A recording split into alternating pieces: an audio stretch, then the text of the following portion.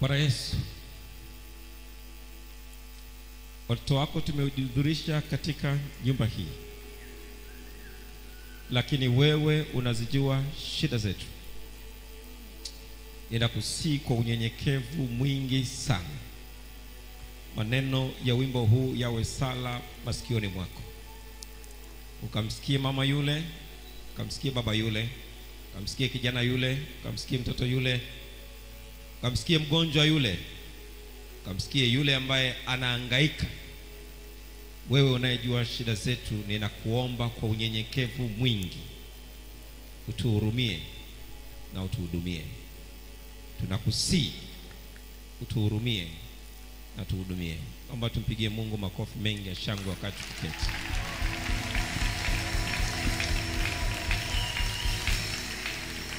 Naomba uketi.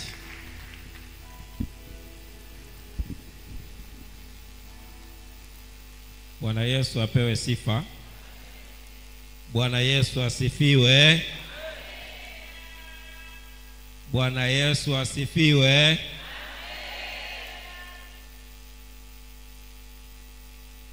Nina kila sababu na ninaamini nawe pia una kila sababu ya kumshukuru Mungu ambaye kwa neema yake ametupa sisi jioni ya leo kukutana kwa ajili ya ibada hii ya fellowship ya pamoja katika diocese yetu. Inawezekana wako wenzetu wengine ambao walitamani wawe pamoja nasi, pengine kama sisi tulivyoketi ndani ya kanisa hili, ama wengine wanaotufuatilia kwa njia ya TV na YouTube channel za kanisa, lakini hawajapata nafasi hiyo. Mimi na wewe tuna kila sababu ya kumwambia Mungu asante kwa neema hii. Lakini pia kipekee ni mshukuru sana askofu wa diocese yetu ya Dar es Salaam, Mwasham Askofu Jackson Sostenes Jackson, ambaye kimsingi yeye ndiye mkuu wetu wa kanisa na mlezi wetu wa diocese na mwangalizi wetu wa diocese, na matukio kama haya ni ya kwake yeye apate kusema na watoto wake. Lakini yeye kwa kushauriana na kurugenzi ya uinjilisti chini ya Canon Thomas Mwela pamoja na msaidizi wake Father Conte Mwasongwe, wakaona wapendeze mimi niweze kusema katika fellowship hii ya siku ya leo. Lakini mshukuru sana kasisi mkuu ambaye katika ibada hii yeye ndiye anamwakilisha askofu moja kwa moja. Pengine yeye angeweza kusema na mimi nikawa miongoni mwa watu ambao wanasikia. Lakini nikushukuru na wewe pia ambaye umekuja kwenye ibada hii, na kimsingi pamoja na kuambiwa kwamba atakaye ongoza leo huduma ya ujumbe wa neno la Mungu ni Father Ndomba, ugaili na kutoka kurudi nyumbani. Ungeweza kabisa baada ya kusikia anayehubiri sio askofu wala sio vicar general wala sio Canon Thomas Mwela wala Conte Mwasongwe wala mwenyekiti wetu wa kamati ya uinjilisti ya diocese na mtu mwingine yoyote, ungeweza kugairi na kuondoka. Kwa nafikiri naye pia nikushukuru sana. Naomba tukipigie makofi sote sasa. Nimepewa wajibu wa kusema neno la Mungu katika jioni ya leo. Nimemuomba Mungu na nakusihi uniombee pia, ili kile Mungu ambacho anataka kusema na kanisa siku ya leo ndicho ambacho Mungu akaseme na kanisa. Naomba tushirikiane kutazama maandiko matakatifu, kitabu kile cha nabii Yeremia sura ile ya 18 kuanzia na ile aya ya kwanza. Kitabu cha nabii Yeremia sura ile ya 18 kuanzia na ile aya ya kwanza. Neno hili ndilo lilomjia Yeremia kutoka kwa Bwana kusema, ondoka ukashuke mpaka nyumba ya mfinyanzi, na huko nitakusikizisha maneno yangu. Basi nikashuka mpaka nyumba ya mfinyanzi, na tazama, alikuwa akifanya kazi yake kwa magurudumu, na chombo kile alichokuwa akikifinyanga kilipoharibika mikononi mwake, yule mfinyanzi alikifanyiza tena kuwa chombo kingine, kama alivyoona vema yule mfinyanzi kukifanya. Andiko ambalo nimetamani tulitumie katika tafakari ni hili ambalo nimelisoma. Katika mambo mengi nitakayoyaongea, natamani kwa wakati wako uende usome tena pengine sura hii yote ya 18 katika kitabu cha nabii Yeremia.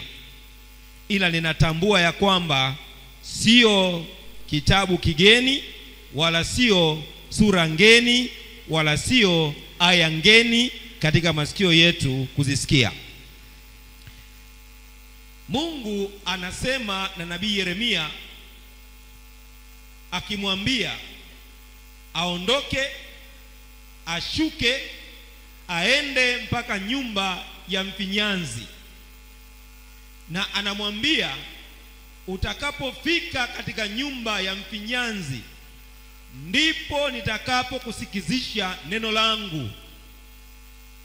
Na mwandishi Yeremia mwenyewe ambaye alipewa hayo maagizo anatuambia, ndipo niliposhuka mpaka nyumba ya mfinyanzi. Na anasema nilipoingia katika nyumba ya mfinyanzi, nikamkuta mfinyanzi anafanya kazi yake kwa kupitia magurudumu. Na anasema wakati akifanya kazi hiyo, katika mikono yake chombo kilichoharibika alikifinyanga na kutengeneza chombo kingine kadiri alivyotaka yeye. Ndivyo aya zile chache zinavyotuambia. Lakini ukisoma aya nyingine zinazoendelea, zinatuambia baada ya Yeremia kuona kile ambacho Mungu alimwambia aende akakitazame na yeye atamsikizisha maneno yake.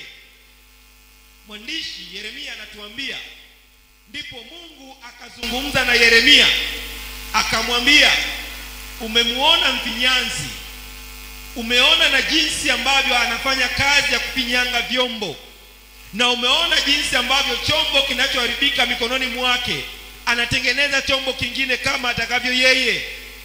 Anamwambia, je, mimi siwezi kufanya kwa jinsi hiyo kwa taifa la Israeli? Alafu anamtuma, anamwambia, nenda kaseme na taifa la Israeli ya kwamba Bwana alinituma niondoke na kushuka niingie katika nyumba ya mfinyanzi, nami nikafanya hivyo. Na nilipoingia katika nyumba ya mfinyanzi, nikaona mfinyanzi mikononi mwake ana chombo anachokifanya, na kadiri chombo kilivyoharibika, mfinyanzi alifanya chombo kingine kadiri alivyoona yeye inafaa. Na ndivyo Yeremia alivyofanya, ukiendelea katika aya zinazofuatia. Wakati nikitafakari jambo gani la kuja kusema na kanisa katika fellowship hii ya pamoja, nikaona andiko hili linaweza likatusaidia kujifunza kitu fulani katika fellowship hii, lakini kipekee sana katika majira haya kwa Kwaresma, na kipekee sana najua kabisa kuna viongozi wengi wamechaguliwa ndani ya kanisa kwa nafasi na ngazi mbalimbali. Nikaamini kabisa kadiri ya sauti ya Mungu, neno hili linaweza likawa ni neno la majira yake la kutusaidia sisi kama kanisa kujua namna gani tunapaswa kuishi na kuenenda mbele za Mungu. Sasa ukifuatilia historia, ilikuwaje mpaka Yeremia anaambiwa haya ambayo Mungu amemwambia? Yeremia anaambiwa haya ambayo Mungu amemwambia ayafanye ni wakati ambapo Mungu amelitazama taifa la Israeli, ametazama ufalme wa Yuda, ameutazama ufalme wa Yerusalemu, ameona kabisa ni watu ambao wamegairi katika kuzitii amri zake, ni watu ambao wanaenenda kinyume na mapenzi yake. Akafikiri, ndipo Mungu anamwambia Yeremia, nenda katazame na mimi nitakusikizisha neno langu. Maana yake ni nini? Neno hili linakuja kwa ajili ya taifa la Israeli, kwa habari ya toba, kwa habari ya mwenendo wao, kwa habari ya matendo yao, kwa habari ya tabia zao, kwa habari ya namna ambavyo wanahusiana na Mungu. Mungu anamtuma Yeremia aseme nao taifa la Israeli. Mungu anamtuma Yeremia aseme nao taifa la Israeli katika yale ambayo Mungu aliyaona taifa la Israeli limegeuka kabisa na kutenda kinyume chake. Sasa anajiambia Mungu nafsini mwake, ninaweza kabisa nikafanya tofauti na ambavyo taifa hili limefikiri. Nililiita kwa jina langu, nikasema ninyi ni watu wangu, mtakuwa taifa langu, nitakwenda pamoja nanyi. Lakini kwa kuwa mmegeuka, mkatenda kinyume na amri zangu, mkatenda kinyume na mapenzi yangu. Mungu anamwambia Yeremia, kama vile mfinyazi anavyoweza akabadili aina ya chombo, ndivyo mimi Mungu naweza nikabadili taifa la Israeli tofauti na vile nilivyosema mwanzo. Neno hili likaenda kwa taifa la Israeli ili liwape kutafakari. Nalileta neno hili kwako siku hii ya leo na jioni ya leo ili likupe kutafakari. Likupe kutafakari. Likupe wewe kujitazama juu ya mahusiano yako na Mungu. Likupe wewe kutazama juu ya utii wako katika amri za Mungu. Likupe wewe kujitazama juu ya kufuata kwako mafundisho ya Yesu Kristo. Likupe wewe kujua ya kwamba yani wewe ni kama chombo tu mkononi mwa Mungu, wakati wowote na namna yoyote akitaka kufinyanga chombo cha aina nyingine anaweza kabisa kufinyanga. Ninakupa neno hili ili likusaidie kutafakari maisha yako na mwenendo wako. Likupe kutafakari matendo yako, namna ambavyo unahusiana na Mungu. Mungu ametuumba sisi kwa sura na mfano wake. Na tena akaona haitoshi, akatupa amri yako mambo Mungu ametuamuru. Na katika kutuamuru, ametuamuru yako aliyosema tuyafanye na yako aliyosema tusiyafanye. Lakini katika amri yako makatazo na ziko ruhusa. Sasa ninalileta neno hili likupe wewe kutafakari katika yale Mungu aliyokuambia uyafanye, mangapi unayafanya? Katika yale aliyokuambia usiyafanye, mangapi huyafanyi? Ndilo kusudi langu katika jioni ya leo, likupe wewe kutafakari. Na hii sio habari ya mhubiri, wala sio habari ya mkurugenzi, wala sio habari ya kasisi, wala sio habari ya uliyekaa naye. Ni wewe mwenyewe na Mungu wako. Jichunguze na ujitazame, kwa kiasi gani katika yale Mungu anasema nisifanye sifanyi, kwa kiasi gani katika yale Mungu anasema nifanye nafanya. Sio habari ya jirani, ni habari ya wewe na Mungu aliyekuumba kwa sura na mfano wake. Sio habari ya mwingine. Unajua changamoto ya Ukristo wa leo ni Ukristo ambao watu wanajilinganisha na watu. Yani mimi nikitaka kupima Ukristo wangu natakiwa nijilinganishe na Vicar General, ili nikimwona Vicar General namna alivyo, basi nikihisi pengine yeye akiomba alii, kwa kuwa mimi nalia najihisi kama niko bora sana. Lakini nataka nikwambie, Ukristo wako unapaswa kutwaa sura na mfano wake Mungu. Unapaswa kutwaa kielelezo chake Kristo. Maana sisi tulio wa Kristo tunapaswa kuishi kama Kristo alivyoishi, alivyotenda mbele za Mungu, alivyotembea mbele za Mungu, ndivyo na sisi tunapaswa kuishi. Kwa nataka nikwambie, tafakari hii sio ya jirani yako, ni ya wewe na Mungu wako. Na si sana sana iwe ni wewe na Mungu, kwamba Mungu katika amri zako ulioniambia niyafanye, mangapi nayafanya? Katika ulioniambia nisiyafanye, mangapi siyafanyi? Sio habari ya jirani, sio habari ya rafiki, sio habari ya padre mwenzangu, ni mimi na Mungu. Maana katika wito hata sisi tulio mapadre, kila mmoja ameitwa kwa jinsi yake, kila mmoja ameitwa kwa kusudi lake. Kwa hiyo hata kama wote tunavaa kola, lakini tuna tofauti. Kwa hiyo ninachotaka kusema, iwe ni changamoto kwetu wote. Hata mimi naitoa kama changamoto. Sitaki kuangalia wengine, lakini jiangalie mimi katika Mungu ananiamuru, katika Mungu ananiagiza, kwa kiasi gani nimetii hizo amri na kufuata hayo maagizo. Bwana Yesu asifiwe.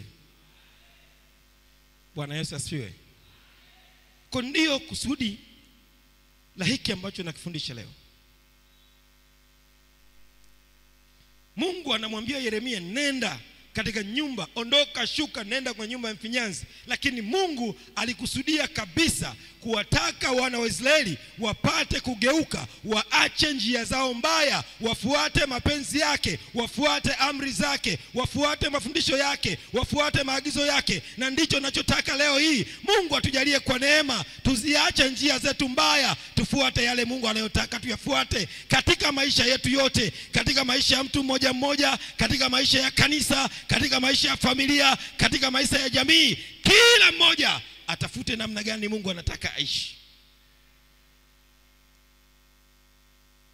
Sasa kisa hiki kinaeleza jinsi Mungu anamwambia Yeremia, shuka, ondoka, nenda kwa nyumba ya mfinyanzi, na ukifika huko nitakusikizisha maneno yangu. Na Yeremia anaenda, anamkuta mfinyanzi pale.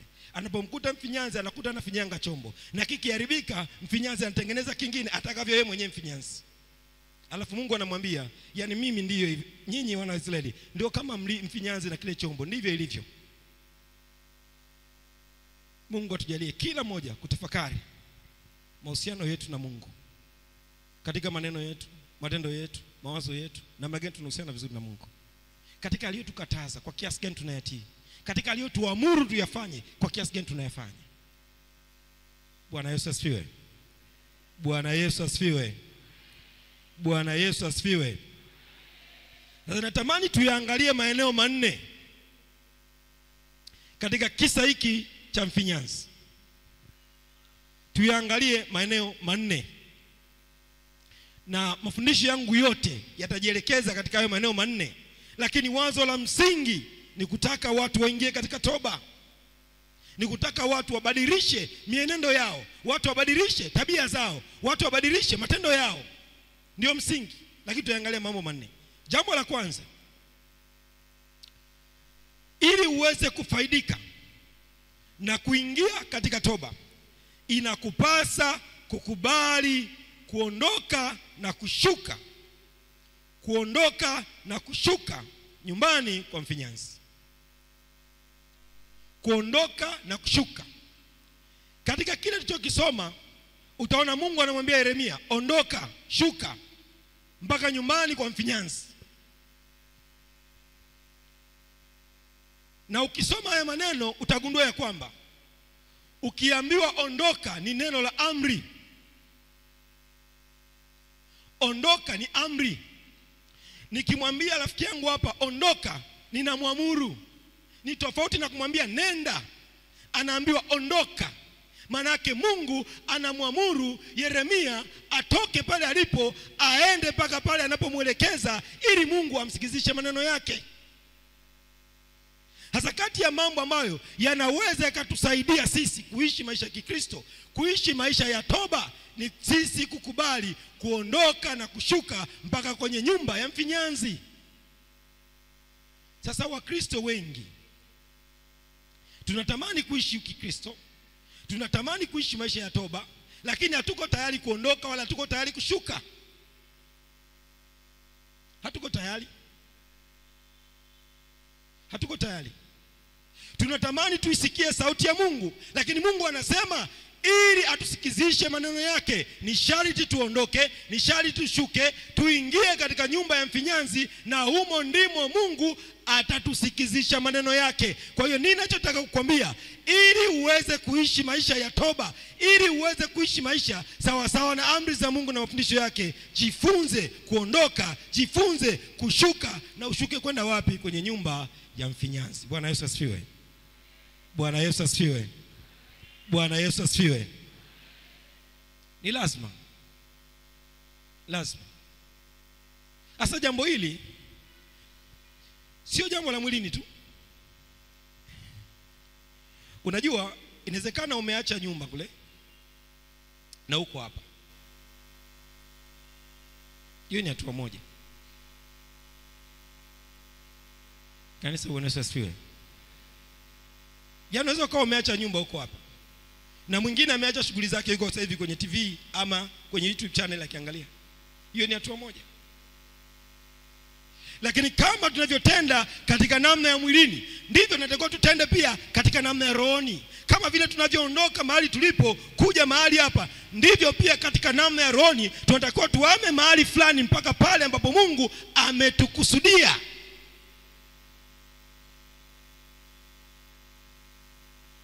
Si kama mnanielewa? Bwana Yesu asifiwe. Yaani kuondoka katika namna ya mwilini ni lazima kuambatana na namna ya rohoni pia. Kushuka katika namna ya mwilini lazima kuambatana na namna ya rohoni pia.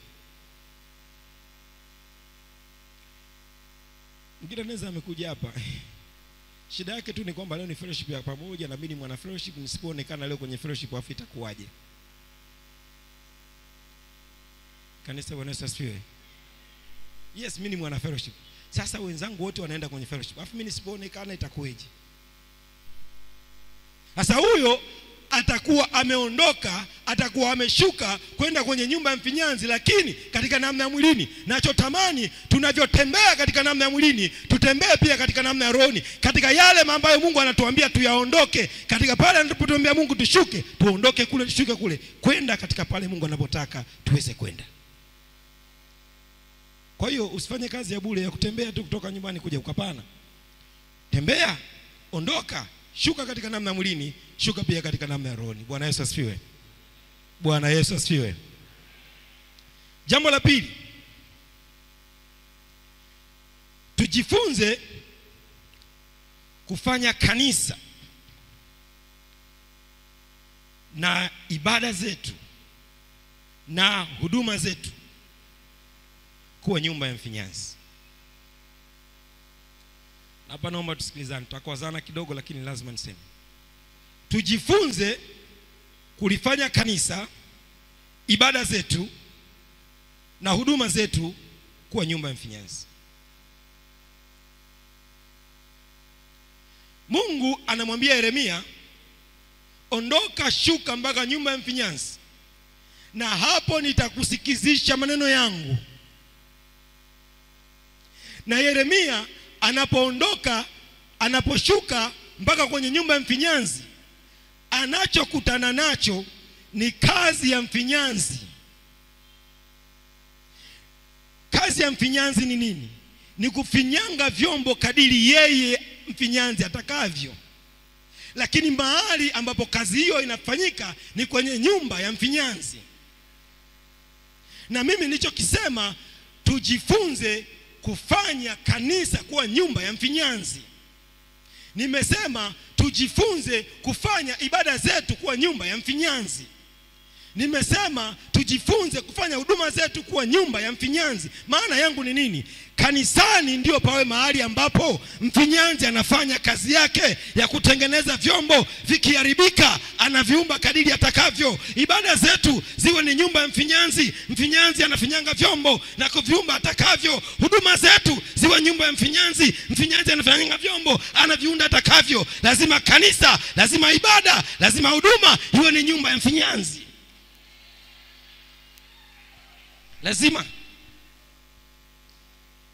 Lazima. Yaani lazima mtu akitoka nyumbani, akiingia katika kanisa, akutane na mfinyanzi. Maana hapo ndipo mahali mfinyanzi anafanya kazi yake. Mtu akija kwenye ibada, iwe ni yoyote, akienda kwenye fellowship, akienda kwenye Bible study, akienda kwenye jumuiya, akienda kwenye misa, akienda kwenye maombi, akienda kwenye mkesha, lazima hiyo ibada ifanyike nyumba ya mfinyanzi. Maana hapo mfinyanzi anatengeneza vyombo atakavyo mwenyewe. Kikiharibika anaweka kingine, kikiharibika anaweka kingine, kikiharibika anaweka kingine. Maana lazima ibada iwe ni nyumba ya mfinyanzi. Lazima kanisa iwe ni nyumba ya mfinyanzi. Mkikutana fellowship ni nyumba ya mfinyanzi. Kwenye jumuiya nyumba ya mfinyanzi. Kwenye misa ni nyumba ya mfinyanzi. Kwenye maombi ni nyumba ya mfinyanzi. Kwenye mkesha ni nyumba ya mfinyanzi. Mfinyanzi afanye kazi yake, afanye kazi yake, afanye kazi yake. Chombo kikiharibika na kibadili tena kadiri atakavyo yeye mwenyewe. Ndivyo ambavyo Mungu anatamani kwamba watu wakiingia kanisani, wanapoingia waone wanaingia nyumbani mwa mfinyanzi, na wamkute mfinyanzi alafu afinyange atakavyo mwenyewe. Sasa hii ni changamoto kwetu wote. Sisi tulio makasisi tuna changamoto. Je, katika makanisa tunayoongoza, katika makanisa tunayosimamia, yamefanyika nyumba ya mfinyanzi? Bwana Yesu asifiwe. Mbona angalia wale? Niangalie mimi. Chana na wale, niangalie mimi. Bwana Yesu asifiwe. Katika ibada zetu tunazo kamati za uinjilisti na fellowship. Watu wakiingia kwenye fellowship wanajiona wameingia kwenye nyumba ya mfinyanzi, na je, wanakutana na mfinyanzi ili aweze kuwafinyanga atakavyo. Watu wakienda kwenye mikesha, je, wameingia kwenye nyumba ya mfinyanzi. Watu wakiona watu wanasifu na kuabudu, je, ni mfinyanzi anafanya kazi yake? Bwana Yesu asifiwe. Si kama mnanielewa. Ni lazima kanisa, ni lazima ibada, ni lazima huduma zetu ziwe ni nyumba ya mfinyanzi. Yaani hata tamaa yangu hii fellowship ya leo, jioni ya leo, ifanyike nyumba ya mfinyanzi, ili kila aliyeingia akutane na mfinyanzi, na mfinyanzi amfinyange atakavyo mwenyewe. Kama ameharibika, mfinyanzi aweke chombo kingine, kikiharibika tena afanye chombo kingine, kikiharibika tena afanye chombo kingine, ili kila aliyeingia awe ameingia kwenye nyumba ya mfinyanzi, na kila atakayetoka atoke akiwa ni chombo kingine, katika jina la Yesu. Hiyo ndio tamaa yangu. Hata kelele zangu hizi zote na kuhubiri kwangu kukote, kama hakutabadilika kufanyika ni nyumba ya mfinyanzi, nitakuwa napiga kelele za bure. Katika jina la Yesu ninamsihi aliye mbinguni, mahubiri haya yageuke ni nyumba ya mfinyanzi, ili kila anayesikia awe ameingia kwenye nyumba ya mfinyanzi, na mfinyanzi amfinyange atakavyo mwenyewe, amfinyange atakavyo mwenyewe. Hata yule aliyeharibika, Bwana mwenyewe amfinyange, amfanye atakavyo mwenyewe, ili baada ya mahubiri haya tupate vyombo vingi vya kufaa kwa ajili ya utukufu wa Mungu. Ni lazima tujifunze kufanya kanisa, kufanya ibada, kufanya huduma zetu kuwa ni nyumba ya mfinyanzi. Bwana Yesu asifiwe. Bwana Yesu asifiwe. Tuichukue hii kama changamoto. Chunguza tu. Viongozi wa jumuiya wako, viongozi wa jumuiya, viongozi wa jumuiya. Bwana Yesu asifiwe. Tupungiane mikono, tusiogopane, siulizi swali. Watu wakija kwenye ibada za jumuiya wameingia kwenye nyumba ya mfinyanzi? Viongozi wa jumuiya, Bwana Yesu asifiwe. Watu wakiingia kwenye ibada ya jumuiya wameingia kwenye nyumba ya mfinyanzi? Lakini Mungu anachotamani watu wakiingia wao wameingia kwenye nyumba ya mfinyanzi. Bwana Yesu asifiwe. Kamati za fellowship na uinjilisti, tupungiane mikono katika jina la Yesu. Tupungiane mikono, tupungiane. Amenikana. Mpo mkweli? Najua mpo. Je, watu wakiingia kwenye Bible study, watu wakiingia kwenye fellowship wameingia kwenye nyumba ya mfinyanzi? Kanisa, Bwana Yesu asifiwe. Hata umaki, namuona mwenyekiti wangu wa umaki taasisi, watu wakiingia, nimesema hivi, tulifanye kanisa, ibada na huduma kwa nyumba ya mfinyanzi. Manake watu wakiingia kwenye umaki wajikute wameingia kwenye nyumba ya mfinyanzi, na mfinyanzi awafinyange atakavyo yeye mwenyewe. Wakiharibika na wafinyanga kitu kingine, wakiharibika na finyanga kitu kingine, ili wakitoka tumepata vyombo vya kufaa kwa ajili ya kanisa la Mungu. Hata kwenye tayo, hata kwenye ubaki, Bwana Yesu asifiwe. Yes, hata kwenye ubaki tufanye kanisa, tufanye huduma, tufanye ibada kuwa ni nyumba ya mfinyanzi. Jambo la tatu, nazungumza habari ya toba, lakini nazungumza mambo haya ya kusaidie. Jambo la tatu, jifunze kutulia mikononi mwa mfinyanzi. Jifunze kutulia mikononi mwa mfinyanzi. Iko hivi, ukisoma, na nafikiri labda mfinyanzi tukizungumza hii mnaweza, yani wale ambao wameishi sana da, wale wakazi wa da wanaweza sielewe. Bwana Yesu asifiwe. Mfinyanzi ni mtu ambaye anatengeneza vyombo kwa udongo. Wangapi wanavijua viungu? Mmejitahidi, nimeona kwenye movie nyie. Viungu. Sasa mfinyanzi ni mtu anayetengeneza vyombo kwa udongo. Anachukua udongo mbichi, anatumia mikono yake, katika hiki kisa anachosimulia Yeremia kulikuwa na magurudumu. Kwa hiyo kitu kinazunguka, alafu yeye kile chombo anakiumba kwa mikono yake, shape yoyote anayoitaka. Kikiharibika anaumba kingine. Sasa kati ya mambo yanayoweza yakakusaidia ni kujifunza kutulia mikononi mwa mfinyanzi. Ili nini? Mfinyanzi akufinyange vile atakavyo yeye. Bwana Yesu asifiwe. Bwana Yesu asifiwe. Tulio wengi tunaweza tukaondoka, tunaweza tukashuka na hata kuingia nyumbani mwa mfinyanzi, ambako nimesema nyumbani kwa mfinyanzi ni kanisani, nyumbani kwa mfinyanzi ni ibada zetu, nyumbani mwa mfinyanzi ni huduma zetu. Wengi tunaweza tukashuka, tukaondoka, tukaingia nyumbani mwa mfinyanzi, lakini si wengi ambao tumejifunza kutulia mikononi mwa mfinyanzi. Kanisa, Bwana Yesu asifiwe. Sio wengi. Sio wengi. Alafu hata tukiwa kwenye mikono ya mfinyanzi, ni kama tunamwambia mfinyanzi, kwa nini unanitengeneza mimi kuwa mtungi badala ya kunitengeneza mimi kuwa jagi? Kwa nini ninakuwa jagi badala ya kuwa kikombe? Lakini ninachotaka ujifunze, jifunze ukiondoka, ukishuka na kuingia nyumbani mwa mfinyanzi, jifunze kutulia mikononi mwa mfinyanzi, ili mfinyanzi mwenyewe akutengeneze atakavyo yeye.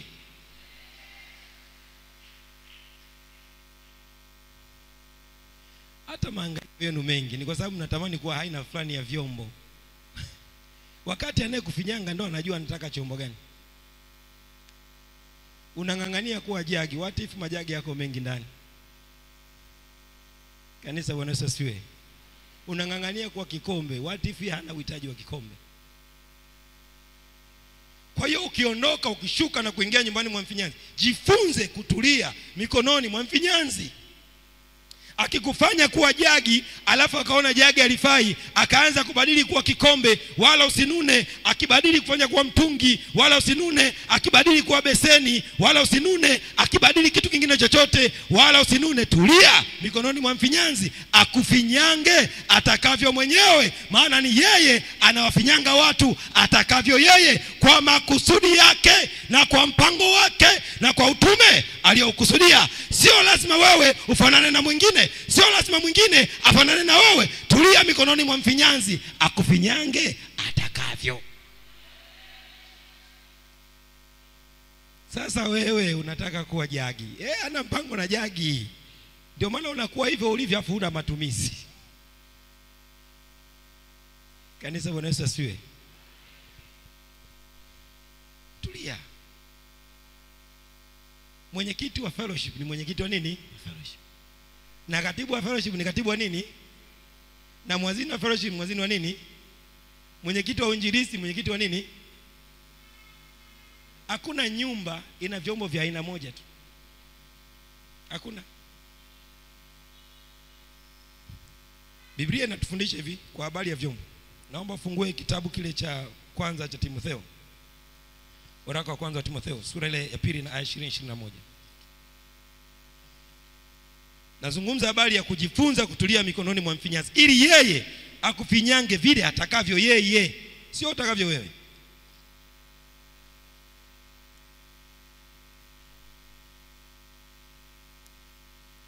Waraka wa pili wa Timotheo, sura ile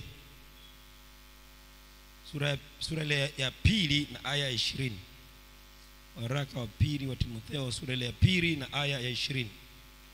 Inasema hivi: katika nyumba kubwa vimo vyombo vya dhahabu na vya fedha tu, bali na vya mti na vya udongo, vingine vina heshima, vingine havina heshima. Basi ikiwa mtu amejitakasa kwa kujitenga na hao, atakuwa chombo cha kupata heshima, kilichosafishwa kimfaacho Bwana, kimetengenezwa kwa kila kazi iliyo njema. Ukitulia mikononi mwa mfinyanzi, atakufinyanga chombo anachokitaka yeye. Bwana Yesu asifiwe. Atakufinyanga anavyotaka yeye. Na neno la faraja ni kwamba katika mikono ya mfinyanzi hakuna chombo kinachoharibika. Hakuna. Na ndio maana kuna watu nafikiri hawafai, lakini kwa sababu Bwana ndiye mfinyanzi, yani kama mwanzo alikusudia wawe jagi na wewe ukaangalia kweli watakuwa wawe jagi, badala wakapinda wakafanya nini, yeye anatengeneza kikombe, wewe unahangaika kuliangalia jagi, kumbe mfinyanzi ameshabadili chombo. Nataka nikwambie hata wewe unayefikiria hufai, mikononi mwa Mungu aliye mfinyanzi atakufinyanga, utakuwa chombo cha kufaa kadiri ya matumizi yake yeye, sio wewe wala sio mtu mwingine. Usihangaike. Hata matabu tunayoyapata kwenye kanisa ni kwa sababu watu hatutulii mikononi mwa mfinyanzi. Ni kama tunampangia mfinyanzi atufanyeje. Ni kama tunamwambia kwa sababu yule ni jagi na mimi niwe jagi. Hapana, tulia mikononi mwake. Hata kama wewe mwenyewe unaona umeharibika kabisa, hata watu wakisema umeharibika kabisa, mfinyanzi hakuna kinachoharibika. Anasema kikiharibika anatengeneza chombo kingine. Nachotaka uelewe, hakuna aliyeharibika akakaa mikononi mwa mfinyanzi asitoke chombo kingine cha kufaa. Wewe tulia tu. Sasa una haraka, amekufinyanga hivi uwe jagi, umetokea kikombe, wewe ushakurupuka. Tulia. Kanisa, Bwana Yesu asifiwe. Tulia mikononi mwake, ili yeye akufinyange vile atakavyo. Anataka uwe mhubiri, atakufinyanga uwe mhubiri. Anataka uwe unakemea mapepo yani ukishuka tu hivi, yani gari imepaki kule mapepo yanaanza kukimbizana, atakufinyanga hivyo. Sasa wewe unangangania mapepo yakikuona yakimbie, kumbe yeye anataka wewe mhubiri, sio mkemea mapepo. Kanisa, Bwana Yesu asifiwe. Sisi unaweza kuwa unatamani kuwa askofu, kumbe Mungu hataki uwe askofu, anataka uwe kifaa kingine tu. Kanisa, Bwana Yesu asifiwe. Tulia mikononi mwa mfinyanzi akufinyange, atengeneze chombo anachokitaka yeye kwa matumizi yake yeye.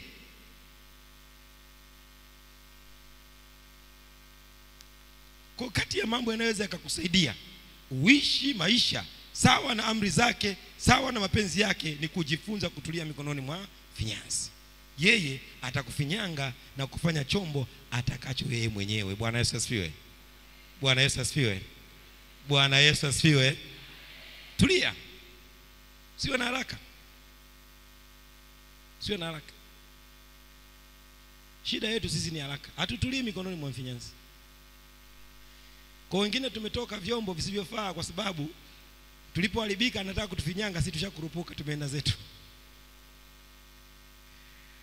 Kanisa, Bwana Yesu asifiwe. Tulia. Na nimesema nyumbani mwa mfinyanzi ni wapi? Ni kanisani, ni ibada, ni huduma. Tulia humo. Bwana Yesu asifiwe. Mungu mwenyewe atakufanya vile atakavyo mwenyewe kwa ajili ya makusudi yake, wala sio ya kwako. Simpangie. Na katika andiko tulilisoma anasema katika nyumba kubwa hamna vyombo vya aina moja tu, kuna vyombo vya aina mbalimbali. Sio vyombo vya aina mbalimbali, hata material tofauti. Kuna vya udongo, kuna vya miti, kuna vya bati, kuna vya kioo mbalimbali. Kwa hata sisi humu tunapaswa tujue hivi, hatuwezi kuwa vyombo vya aina moja, lazima tuwe mbalimbali. Tunaweza tukawa vyote vya udongo, lakini kingine ni jagi, kingine ni bakuli, na vina kazi tofauti. Bwana Yesu asifiwe. Vingine ni sahani, ukiweka mboga kwenye sahani utahangaika, ukichovya mchuzi unaanguka pembeni, unahitaji bakuli pamoja na udogo wake na ubaya wake. Bakuli ndio kwa mboga na sahani kwa ajili ya wali, ubwabwa na ugali pia. Sasa wewe tulia mikononi mwa mfinyanzi akufinyange vile atakavyo mwenyewe. Na point yangu ya mwisho, sababu natamani leo watu waombe sana. Kanisa, Bwana Yesu asifiwe. Point yangu ya mwisho ni hii. Unajua Mungu ndiye mfinyanzi, na nilisema anatufinyanga atakavyo mwenyewe. Sasa mfano huu mimi nikwambie, Mungu anapotuambia tutubu alafu tukakaidi kutubu, nataka nikuhakikishie yeye hana hasara. Bwana Yesu asifiwe. Mungu anapokuambia utubu alafu ukakaidi kutubu, Mungu hana hasara. Maana anapowaambia kwamba ulivyoona chombo mikononi mwa mfinyanzi, anasema ndivyo ilivyo taifa la Israeli mikononi mwangu. Anachowaambia ni hivi, pamoja na ahadi zangu zote ninaweza nikafanya nitakavyo mimi mwenyewe. Mungu alipokuita katika imani ya Kikristo, Mungu alipokuita katika wokovu, Mungu alipokupa huduma, Mungu alipokupa hicho alichokupa, akikutaka utubu, ugeuke na kuacha njia yako mbaya, ukikaidi, hana hasara. Yeye anaweza kutengeneza vyombo vya aina kwa aina. Ndicho anachowaambia taifa la Israeli. Yes, mliitwa kwa jina langu. Yes, tuliweka ahadi. Yes, tuliweka agano. Lakini mkikaidi kutubu na kuacha njia zenu mbaya, mimi ndimi mfinyanzi, nitafinyanga vyombo vingine kwa ajili ya kazi yangu, huduma yangu na utume wangu. Ni nini ninachotaka kukwambia leo? Mungu anapotutaka tutubu ndugu zangu, yeye hana hasara. Hana hasara. Hana hasara. Hana. Hata ukisusa kazi ya Mungu, hakujawahi kuwa na hasara kanisani. Kanisa Bwana Yesu asifiwe. Hapajawahi kuwa na hasara. Amini ninachokuambia. Hapajawahi. Yaani hata wewe ukihisi kwamba pasipo wewe hakuna kitu kitafanyika, nataka nikwambie, Mungu ndiye mfinyanzi. Aliyekufinyanga wewe atafinyanga mwingine kwa ajili ya kazi, kwa ajili ya huduma, kwa ajili ya utume huo ambao wewe hautaki kufanya. Ndio maana nataka nikwambie, Mungu anapokuambia sikia, Mungu anapokuambia tii, Mungu anapokuagiza fanya. Maana yeye ana hasara, ila wewe ndio una hasara. Ana hasara. Nikwambie, ana hasara. Sasa vyombo unavifinyanga mwenyewe, hiki kikigoma, si unafinyanga kingine tu. Kanisa Bwana Yesu asifiwe. Anafinyanga kingine tu. Kumbuka nilikwambia ujumbe wangu mkubwa leo ni kukutaka wewe uyatafakari mahusiano yako na Mungu. Na katika kutafakari mahusiano yako na Mungu, utamani kabisa ndani yako kuona namna gani unazitia amri za Mungu, kuona namna gani unafuata mafundisho ya Kikristo. Na katika hayo jifundishe siku zote kuondoka na kushuka na kuingia nyumbani mwa mfinyanzi. Na nimesema nyumbani mwa mfinyanzi ni katika kanisa, ni katika ibada, ni katika huduma mbalimbali ambazo zinafanyika ndani ya kanisa. Na sisi wenye wajibu lazima tufanye ibada, lazima tufanye kanisa, lazima tufanye huduma, ni nyumba mfinyanzi, ili watu wakiingia wapate kufinyangwa na Mungu mwenyewe atakavyo mwenyewe. Bwana Yesu asifiwe. Bwana Yesu asifiwe. Bwana Yesu asifiwe. Nimekwambia jifunze kutulia mikononi mwa mfinyanzi. Jifunze kutulia. Na hata nyinyi wengine ambao watu wamewakatia tamaa, msikate tamaa. Mfinyanzi bado yuko kazini, atakufinyanga atakavyo mwenyewe. Wala usikate tamaa. Usikate tamaa. Tulia mikononi mwake. Tulia tu. Usikate tamaa. Lakini kubwa zaidi, usipotubu mfinyanzi hana hasara. Hana hasara. Naomba usimame. Naomba usimame.